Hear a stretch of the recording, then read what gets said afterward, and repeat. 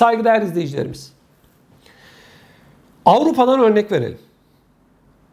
Bizi Avrupa'dan izleyen vatandaşlarımızın çoğunun kiracı olduğunu biliyoruz. Çoğunun da sosyal yardım aldığını biliyoruz. Kiracıların en büyük hayali ev sahibi olabilmek. Kira derdinden kurtulmak. Peki son bir yıl içerisinde Avrupa'da ev fiyatları ne kadar arttı? Düşünün, yaşamış olduğunuz şehri ve eğer büyük kalabalık şehirlerde yaşıyorsanız bir değerlendirin bakalım. Almanya'da son bir yıl içerisinde büyük şehirlerde ev fiyatları %30'a yakın oranda arttı. 1 milyon euro olan evin değeri 1 milyon 300 bin euroya çıktı. Peki kiralar? Değerli izleyicilerimiz, evinden çıkıp yeni eve taşınmak zorunda olan, evini büyütmek zorunda olan, evi satılan ve yeni ev sahibi çık diyenler, yani bir şekilde taşınmak zorunda olanlar daha önce 600-700 euro kira verirken şu anda 900.000 eurodan aşağıya kiralık ev bulamıyorlar. Yine Almanya'nın genelinde bir ev sorunu var ama özellikle büyük şehirlerde maalesef ev bulabilmek çok zor. Vatandaş sosyale gidiyor ve kendisine şunu söyleniyor: Sizi bir sıraya yazdık. Sizin sıranız 250. sıra. 250. sıranın bir kişiye gelmesi yıllar sürer. 250 kişi çıkacak. Şartları sana uygun olacak ve sen gidip eve taşınacaksın. Hayal. Şimdi Almanya başta olmak üzere Avrupa'nın genelinde tüm ülkelerde, özellikle de büyük şehirlerde, yani sanayi kentlerinde, üniversite kentlerinde, ticaretin yoğun olarak bulunduğu kentlerde ev bulabilmek, ev satın alabilmek gerçekten çok ama çok zor. Bakın değerli izleyicilerimiz, bundan sadece 1,5 yıl öncesine kadar İngiltere'de siz kira ödeyeceğinize bir ev alıp ev taksidi ödemeniz daha karlıydı. Örneğin vatandaş 500 sterlin kira ödüyor. Hesaplıyordu. Diyor ki ben biraz peşinat vererek 500 sterlin değil 400 sterlin ev taksidi, bankaya kredi ödeyerek ev sahibi olabilirim diyordu. Gidiyordu, ev alıyordu. İngiltere'de 50 yılın ardından şimdi ev kredileri maalesef cazibesini yitirmiş vaziyette. İnsanlar kredi ödeyemez, ev satın alamaz duruma geldi. Neden? Çünkü ev fiyatları yükseldi. Özellikle Londra'da değerli izleyicilerimiz, ev fiyatları son bir yıl içerisinde en az %35 artmış vaziyette. Ev kiraları değerli izleyicilerimiz, onlar da arttı. İngiltere'den bizi izleyenler eminim ki ne demek istediğimi daha iyi anlıyorlar. Hayat daha da pahalılaştı. Sosyal yardımlar yok mu? Var tabii ki. Sosyal yardımlardan yana bir sorun yok ama sosyal yardımlar Avrupa'nın her noktasında artan fiyatlara göre artmadı. İnsanlara koronavirüs nedeniyle çok az miktarda bir paralar ödendi. Bu paralarla vatandaşın bu marketteki, çarşıdaki, pazardaki, kiradaki artışları karşılayabilmesi mümkün değil. Allah'tan sosyal yardımlar var.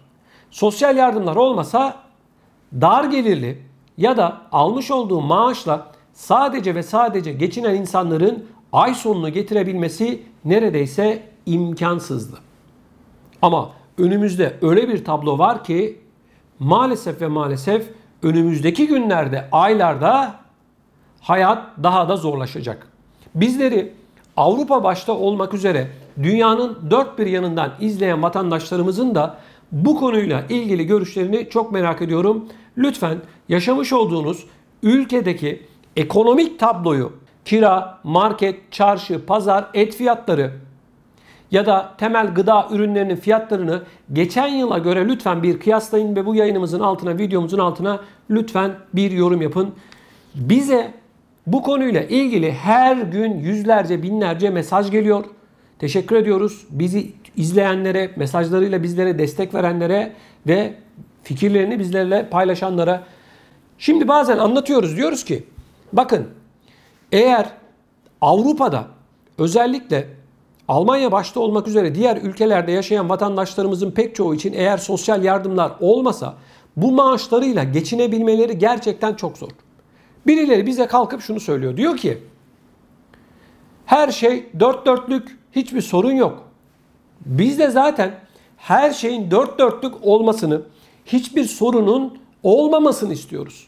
Bizim amacımız bu. Zaten bunun için konuşuyoruz, bunun için yorum yapıyoruz.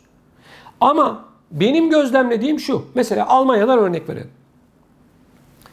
Almanya'da insanlar son 1,5 yıl içerisinde, yani koronavirüs döneminde daha çok fatura ödüyor.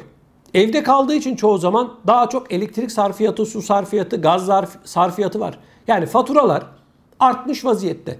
Bütün bunlara ek olarak Almanya'da elektriğe ve gaza da son 1 yıl içerisinde yine zam yapıldı. Vatandaş evde, mutfak tüketimi arttı. Fiyatlar çarşıda, pazarda da arttı. Daha çok tüketiyorsun, daha pahalıya alıyorsun.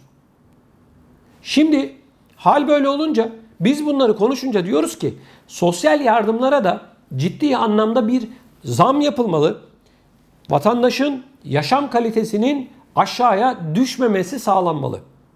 Yine ben bu yorumları yaparken birileri Türkiye ile kıyaslıyor. Değerli izleyicilerimiz, ben Türkiye'yi anlatmıyorum. Türkiye ile Almanya'yı, Fransa'yı, Hollanda'yı, İsveç'i, Norveç'i kıyaslamak da doğru bir yaklaşım değil. Türkiye ekonomisinin Almanya ekonomisine ulaşabilmesi için bir 50 yıl gerekiyor. O nedenle biz Türkiye'yi anlatmıyoruz zaten.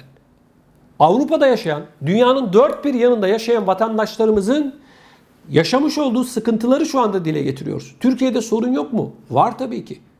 Her şey dört dörtlük mü? Hayır. Üstüne üstelik ana vatanımız, canımız, ciğerimiz olan Türkiye'miz şu sıralarda yangın belasıyla uğraşıyor. Turizmden yıllık 50 milyar dolar civarında gelir elde ediyor Türkiye. Geçen yıl bu %20'ye kadar düştü.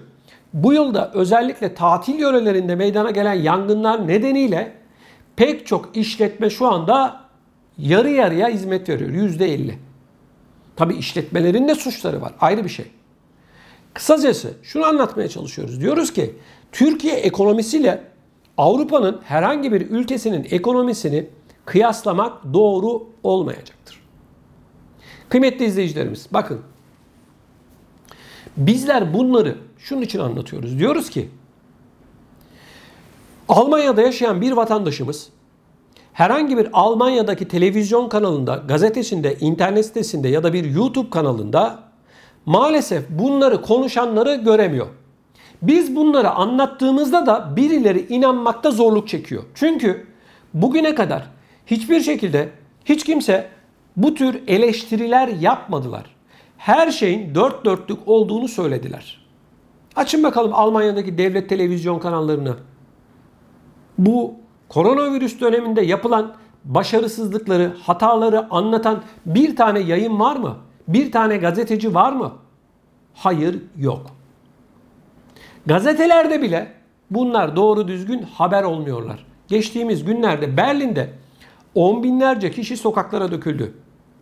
Koronavirüsle ilgili alınan tedbirleri protesto ettiler. Baktığımızda bu yayın kuruluşlarında yalandan birkaç tanesi verdiler. Detaylı bir şekilde bu insanlar ne istiyor? Amaçları ne? Neden sokaklara çıktılar? Almanya'da, Berlin'de insanlar neden sokaklara indiler? Bunun analizini yapan çok az sayıda insan var. Ama baktığımızda bağımsız medya, bağımsız gazetecilik naraları atıyorlar. Bunu da geçtik. Almanya'da bu devlet kanalları için, RTL için, ZDF için, Almanya'nın devletine ait olan yayın kuruluşları için, radyosu, osu busu için sizlerden vergi almıyorlar mı? Televizyon vergisi ödemiyor musunuz? ödüyorsunuz. Haber alma hakkınız yok mu? Var. Ama ne yapıyorlar? Haberleri üstünü kapatarak, aslında konuşulması gerekenleri saklayarak yayın yapıyorlar. Şimdi biz de bunları konuşunca, anlatınca birilerine garip geliyor. Diyorlar ki olur mu böyle şey? Oluyor işte bak. Anlatıyoruz. Diyoruz ki sosyal yardımların arttırılması gerekiyor diyoruz. Emekliler Almanya'da kan ağlıyor diyoruz. Almış oldukları emekli maaşları yetmiyor. Eğer sosyal yardımlar olmasa, pek çoğu, hepsi için söylemiyorum, ama geneli için bu maaşlarla geçinebilmek mümkün değil.